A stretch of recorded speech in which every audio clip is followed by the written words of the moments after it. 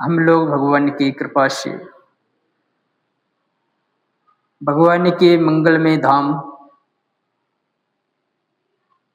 श्री अवध में विराजमान होकर भगवान के दिव्य मंगल में कथाओं का लाभ ले रहे हैं। भगवान की कथा साधकों का मार्गदर्शन करने वाली होती है। जो साधना मार्ग में चलते हैं उनके लिए ये कथा एक आधार स्तंभ की तरह है, एक संबल की तरह है, जिसके सहारे से वो भगवान तक पहुंचने की यात्रा को संपन्न करते हैं। वस्तुतः जीवन का उद्देश्य परमात्मा तक है। अपने स्वरूप का बोध होना जीवन का उद्देश्य है। अपने स्वरूप अर्थात भगवान में एकीकार हो जाना, इस बात का ज्ञात होना कि सारा संसार ब्रह्ममय है, सारा संसार राममय है। इस बात का हमारे चित्त में निरंतर चिंतन होना ही हमारे साधनों की सफलता है। और इसका मार्गदर्शन हमारे शास्त्र करते हैं, वेद करते हैं, पुराण करते हैं, उपनिषद करते हैं, स्मृतियां करती हैं। सबने अपने अपने ढंग से अलग अलग मत, अलग अलग साधनाएं, अलग अलग मार्ग बताए हैं भगवान तक पहुंचने के लिए। किसी ने ज्ञान मार्ग की प्रशंसा की है कि ज्ञान मार्ग सबसे श्रेष्ठ है। किसी ने सबसे श्रेष्ठ कर्म मार्ग को चुना है। किसी ने भक्ति की प्रधानता दी है, किसी ने किसी मार्ग की, किसी ने किसी मार्ग की। जो महात्मा जिस मार्ग से भगवान तक पहुंचा है उसने उसी मार्ग की प्रशंसा करती हुई जनमानस को संबोधन किया है कि इस मार्ग पर चलकर जाओ तो आपको भगवान मिलेंगे, क्योंकि उस मार्ग पर वो चला है। और भी महात्मा वो दूसरे मार्ग पर चलकर भगवान तक पहुंचे हैं, उन्होंने अपने ढंग से अपने मार्ग की व्याख्या की है। तो इस तरह से नाना प्रकार की स्मृतियां संसार में उपलब्ध है। नाना प्रकार के पंथ परंपराएं बन गई हैं। सबका उद्देश्य एक ही है, भगवान तक पहुंचना। जिस परंपरा का, जिस सभ्यता का ये अगर उद्देश्य नहीं है ईश्वर की प्राप्ति करना, तो वो कोई परंपरा, कोई सभ्यता नहीं हो सकती। क्योंकि प्रकृति का नियम है, जो जिसके द्वारा उत्पन्न हुआ है वो अंत में उसी में समाना चाहता है। उदाहरण के तौर पर हम देखेंगे कि जल की उत्पत्ति समुद्र से हुई है। जल भाप बनकर बादलों में जाता है, बादल बनकर बरसता है, जमीन पर गिरता है, जमीन से लुढ़कता हुआ जल नालियों में जाता है, नालियों से नाले में जाता है, नाले से नदियों में जाता है, नदियों से गंगा जी में मिलता है और गंगा जी से चलकर पुनः समुद्र में, गंगा सागर में जाकर मिल जाता है। वो जब तक जल गंगा जी में नहीं मिलता है और गंगा जी से समुद्र में नहीं मिलता, तब तक जल चलता रहता, रुकता नहीं।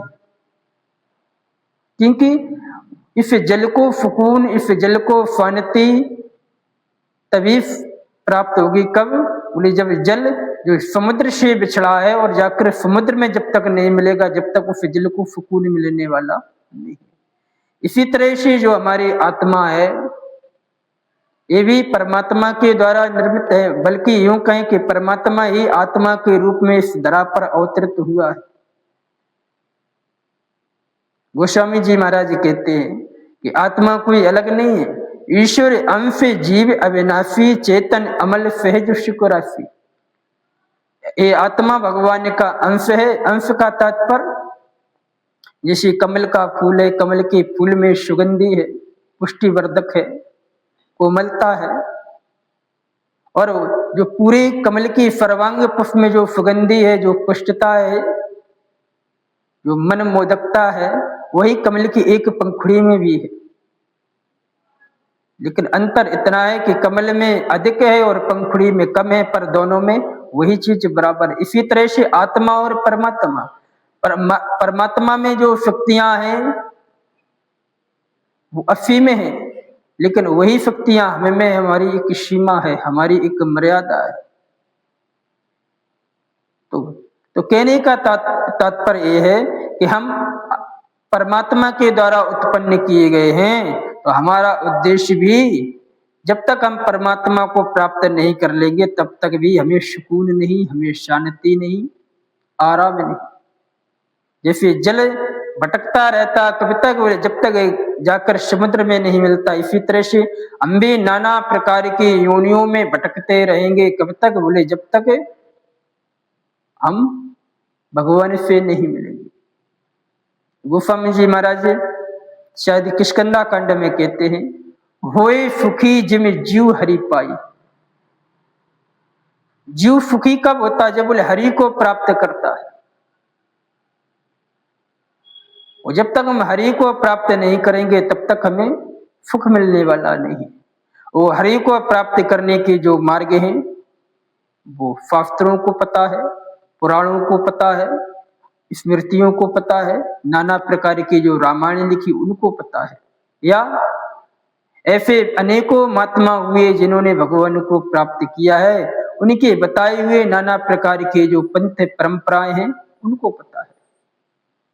तो हमें भी अगर भगवान तक पहुंचना है तो हमें भी उन मार्गों पर चलना है जिन मार्गों से हम भगवान तक पहुंचते हैं।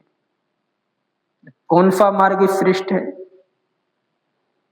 सबने अपने अपने मार्ग को न्यून नहीं कहा, सबने अपने अपने मार्ग को श्रेष्ठ कहा। यही बात गुरु जी महाराज ने श्री काकुण्ड जी महाराज से कहा कि भगवान की प्राप्त करने के सबने अपने अपने मार्ग बताए हैं, पर सबसे सरल, सबसे सरलतम, सबसे श्रेष्ठ मार्ग कौन सा हो सकता है? क्योंकि आपको 27,000 कल्प का अनुभव है,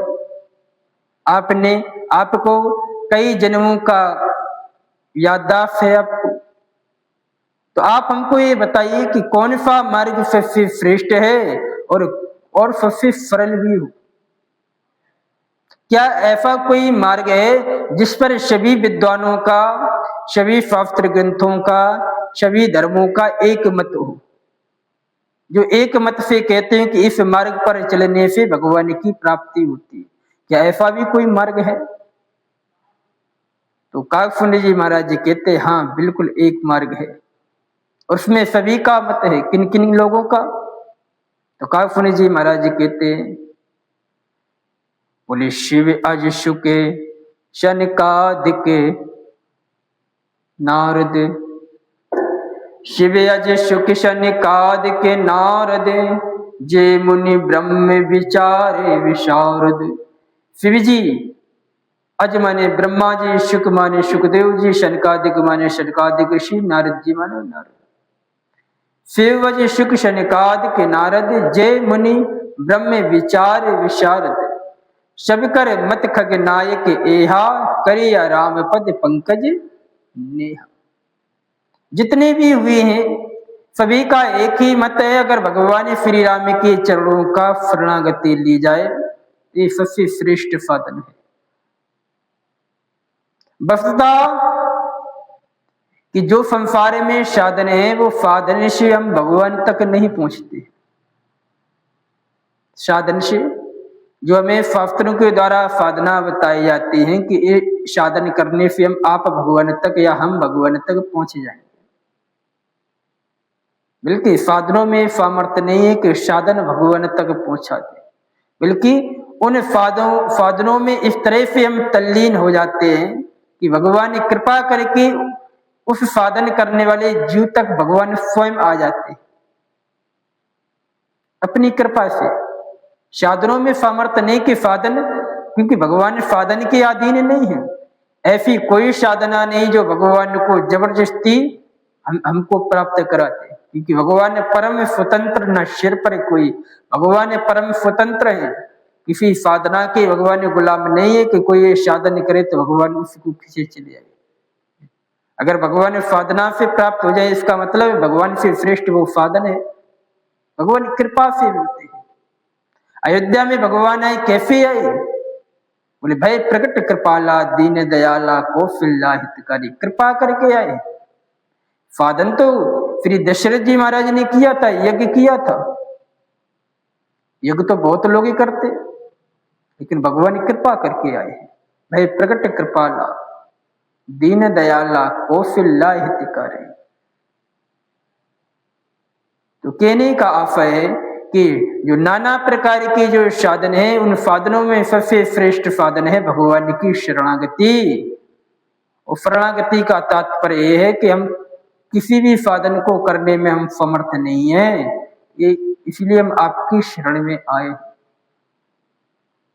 वही काकुन जी महाराज करे शब कर मत खग नायक एहा करिया राम पद पंकज ने।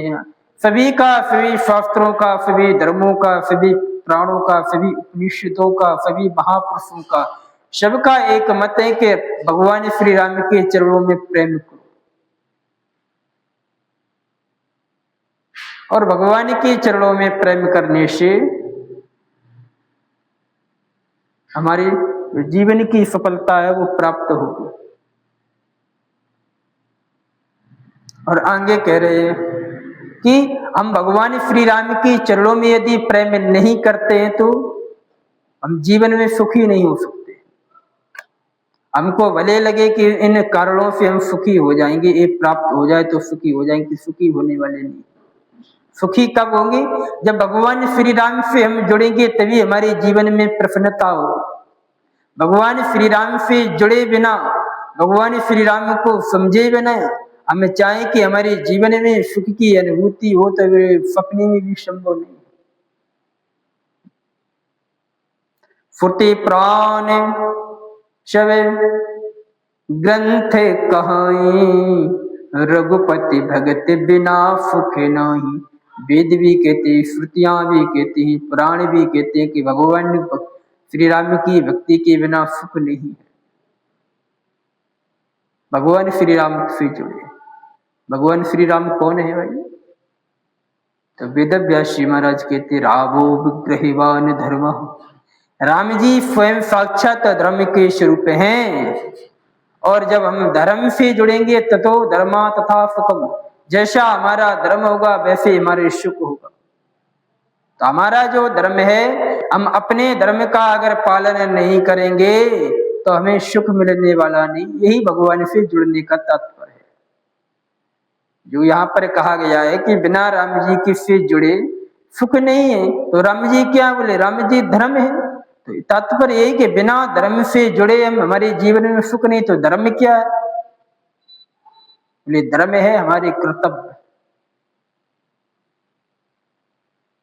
अब मानव धर्म है, मानव है तो मानवता का अगर हम निर्वाह नहीं कर रहे तो हम धर्म से नहीं जुड़े।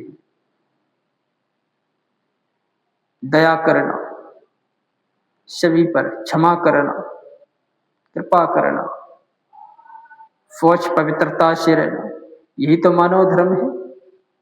दूसरों की पीड़ा को समझना। अगर हम ये नहीं कर रहे तो हम सुखी नहीं रह सकते, हम धर्मात्मा नहीं कहला सकते। हमारे जीवन में थोड़ी सी प्रतिकूल परिस्थिति आती है तो हम अपने कर्तव्य को छोड़ देते हैं। क्यों? बोले ऐसा करने से ऐसा कष्ट मिलने वाला है, ये हमें प्रत्यक्ष दिखाई दे रहा, तो हम अपने धर्म को छोड़ देते। धर्म छोड़ अर्थात हम अपने कर्तव्य का निर्वाह नहीं करते इस भय से कि इसको करने से हमें हानि होने वाली है। उस हानि से बचने के लिए हम जो न्याय संगत हमारा कर्तव्य है उसको हम छोड़ देते। तो जब न्याय संगत जो कार्य उसको छोड़ने से हमें क्षणिक सुख तो मिल सकता है, लेकिन परिणाम में महाकष्ट होगा। हम क्षणिक सुख के लिए महाकष्ट को न्योता देते हैं। क्षण सुख लाग जन्म सत्य कोटि, छोटे से क्षण मात्र के सुख के लिए हम बोले अनेकों दिन के लिए, अनेकों वर्षों के लिए, अनेकों जन्मों के लिए हम पीड़ा को मोल खरीद लेते हैं। जैसे किसी के खेत में गेहूं पड़ा है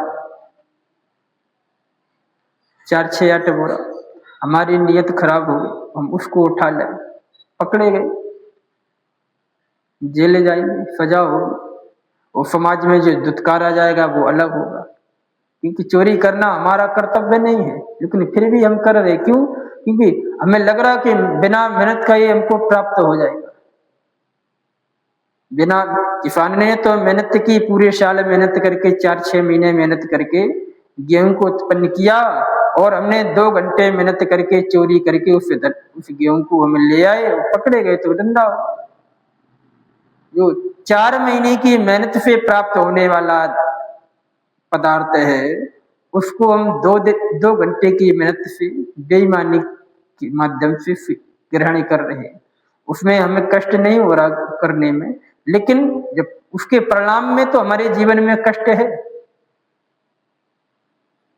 आज के समाज में यही हो रहा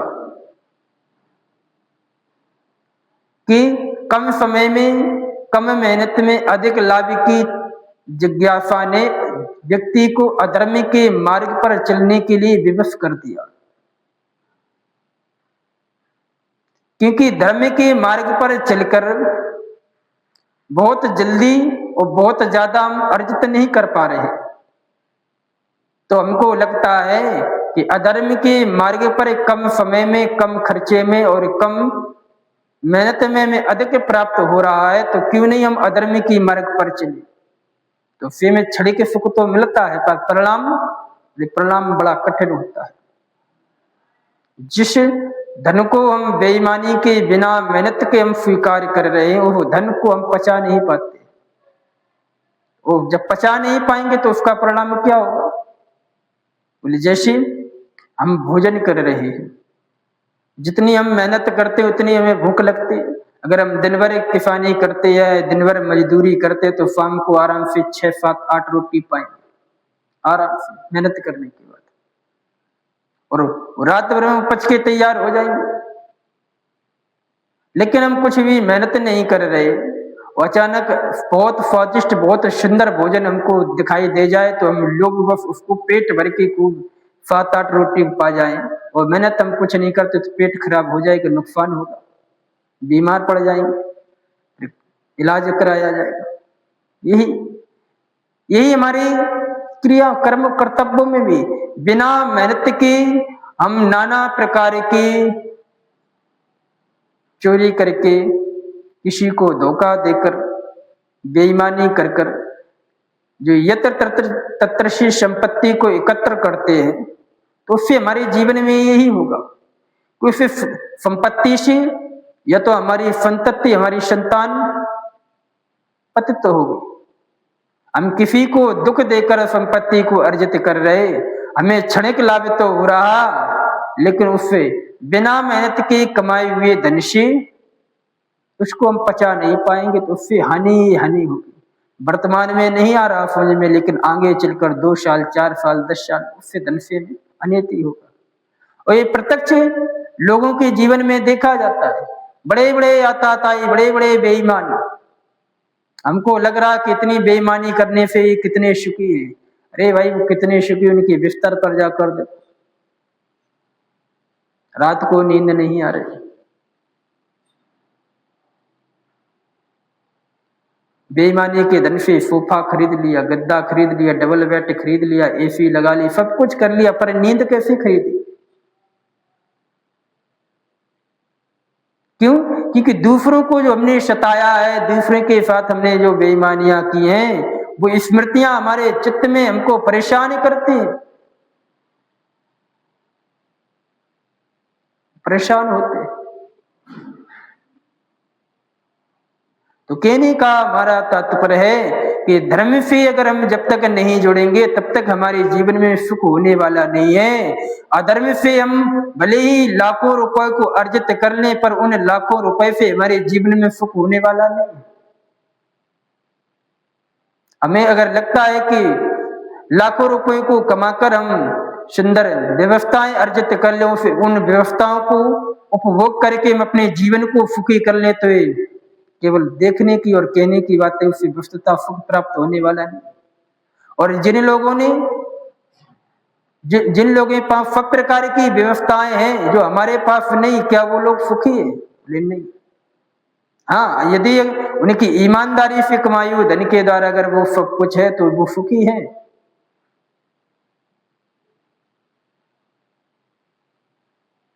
और अगर हम ईमानदारी से कमाकर दाल रोटी, चटनी रोटी, नमक रोटी भी पाएंगे तो उसमें भी सुख की, संतुष्टि की, अंदर से उल्लास होगा। तो हमारा कहने का आशय इतना ही है कि धर्म से जुड़कर रहे, अपने कर्तव्य का निष्ठा पूर्वक पालन करें, इसी में जीवन की सार्थकता है। बहुत धन कमाने के चक्कर में, बहुत प्रतिष्ठा पाने के चक्कर में हम अधर्म के मार्ग को न चुने। धर्म के मार्ग पर चलकर जो हमें थोड़ा भी प्राप्त होगा वो हमारे लिए पर्याप्त होगा, और अधर्म के मार्ग पर चलकर जो हमें बहुत कुछ प्राप्त होगा पर उसमें भी हमें असंतुष्टि हमारे मन से जाहिर होगी। सब कुछ होने के बाद भी अगर हमारे जीवन में असंतोष है, अतृप्ति है, तो हम सुखी कैसे रह सकते हैं? नहीं रह सकते। तो सुखी होने का एक ही तात्पर्य है कि हम धर्म में जीवन जिए, और धर्म में जीवन जुड़ने से ही भगवान की सच्ची प्राप्ति है। भगवान श्री राम क्या करते हैं? वो तो अपने हर परिस्थिति में अपने कर्तव्य का ही पालन करते हैं। उनके जीवन में परिस्थितियां बहुत आई, तरह तरह की विभिन्न प्रकार की परिस्थितियां आई, पर उन्होंने अपने कर्तव्य मार्ग से कभी हटे नहीं। राज्य मिलने वाला था, अवध में घोषणा हो गई कि कल प्रातः काल राम जी को राज फेंक दिया जाएगा। सारे अवध में आनंद था। प्रजा रात्रि भर सोई नहीं, खुशियां मनाती रही, तैयारियां करती रही। जब प्रातः काल हुआ तो राम जी को पता लगा कि बन जाना। तो राम जी कोई चिंतित नहीं हुए, कोई परेशान नहीं हुए, किसी के प्रति उनके मन में दोष की भावना नहीं है। क्यों? क्योंकि राम जी धर्म में जीते हैं।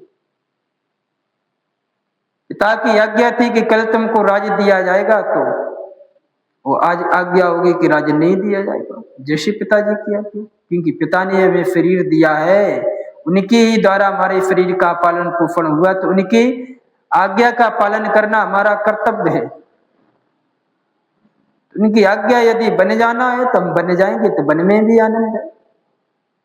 और वो कहीं राम जी ये कहते कि नहीं, हम तो जैसे दशरथ जी महाराज ने राम जी से कहा था कि आप हमको जेल में डालकर अयोध्या के राज्य को स्वीकार कर, और ऐसा करते तो राम जी की कोई मर्यादा थोड़ी रहती। भगवान श्री राम कहते हैं, जो ना जाऊं बन ऐसे काजा, प्रथम गनीय मूढ़ समाजा। पिता की आज्ञा पालन करने के लिए यदि मैं वन को नहीं जाता हूं समय, तो सबसे पहले मुझे मूर्खों में जब गिनती होगी तो सबसे पहला नाम मेरा है कि मैं अगर इस धर्म का पालन नहीं करता। कि राम जी दुखी हो गए वन में जाने से? नहीं, वन में जाने से राम जी को दुख नहीं हुआ। गोस्वामी जी महाराज कहते हैं कि वन में भगवान श्री राम कैसे रहते हैं? जैसे स्वर्ग नगरी में, इंद्र की नगरी में देवराज इंद्र अपनी पत्नी सची और पुत्र जयंत के साथ आनंद से रहता है, वैसे ही भगवान श्री राम वन में भी श्री जानकी और लक्ष्मण के साथ आनंद से रहते। जिम बाफो अमर पति सची जयंत समेत। क्या राम जी को दुख है? नहीं। लगता है कि लोगों को कि इनके जीवन में अभाव है तो ये दुखी होंगे, नहीं। जीवन में अभाव होने से कोई दुखी नहीं होता।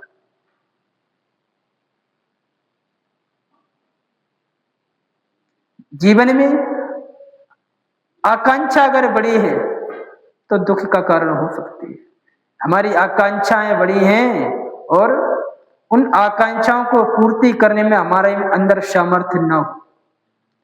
हम प्राप्त करना चाहते बहुत बड़ी चीज, पर उसे प्राप्ति के हेतु हमारी जो मेहनत है बहुत कम है, तो वो वस्तु हमको प्राप्त नहीं हो रही तो हमारे दुख का कारण बन जाए। और जो धर्म के मार्ग पर चलने वाले लोग होते वो बोले वो केवल अपने कर्तव्य पर ध्यान देते, फल की चाहना ही नहीं करते, क्योंकि वे जानते हैं कि जीवन में फल देने का अधिकार केवल विधाता को है। हमारे हाथ में केवल अपना कर्तव्य है, हम अपने कर्तव्य का पालन करेंगे। और जीवन में यश होना है कि अपयश होना है, हानि होना है कि लाभ होना है, जन्म होना कि मरण होना है, ये सब विधाता के हाथ में है।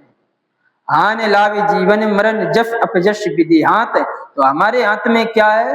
हमारे हाथ में वह जो हमारा कर्तव्य है। हमारा कर्तव्य क्या है? बोले जो वेदों ने मार्गो पुराणों ने हमारे कर्तव्य का शास्त्रों ने बखान किया है, महापुरुषों ने बताया है, उस कर्तव्य का पालन करना हमारा धर्म है। उस कर्तव्य से हमें क्या प्राप्त होना है? बोले इस प्राप्ति का अधिकार केवल ब्रह्मा जी को है। वो निश्चित करेंगे हमारे कर्तव्य से हमें क्या प्राप्त होना चाहिए। हमारा कर्तव्य बोले हमारा कर्तव्य वह है देश काल परिस्थिति के अनुसार जिस समय हमारा जैसा कर्तव्य वो हम करें। हम विद्यार्थी हैं, पढ़ना हमारा कर्तव्य है, हम पढ़ेंगे। हम किसी के पुत्र हैं, ये पिता के प्रति हमारा क्या कर्तव्य है वो हम करेंगे। हम साधु हैं, साधु का क्या कर्तव्य होना चाहिए उसका हम निर्वाह करेंगे। हम पिता हैं, पुत्र के प्रति, पत्नी के प्रति, पति के प्रति हमारे क्या दायित्व, उसका समाज के प्रति हमारी क्या दायित्व, इसका हम अपनी पूरी निष्ठा के साथ निर्वाह करेंगे। तो यही तो धर्म है। और इसको पालन करने में अगर कभी जीवन में कष्ट आए तो उस कष्ट को सह लेना ही वो भी धर्म है। क्योंकि जब हम अपने कर्तव्यों का पालन करते हैं तो भगवान की ओर से हमारी परीक्षा ली जाती है। अब तो नहीं ली जाती, फिलहाल पहले के समय में ली जाती थी, अब तो काल समय परीक्षा लेता है। जब हम अपने कर्तव्य का पूरी निष्ठा से पालन करते हैं तो कभी कभी ऐसी परिस्थितियां आ जाती हैं कि उस कर्तव्य को निर्वाह करने में हमारे जीवन में कष्ट आएगा, ये हम जानते हैं। बस यहीं से आदमी की असली परीक्षा होती है। जब उसको लगता है कि अपने कर्तव्य को पालन करने में हमें कष्ट होगा, तो जो असली धर्मात्मा होते वो कष्ट को सहकर अपने कर्तव्य का पालन करते हैं।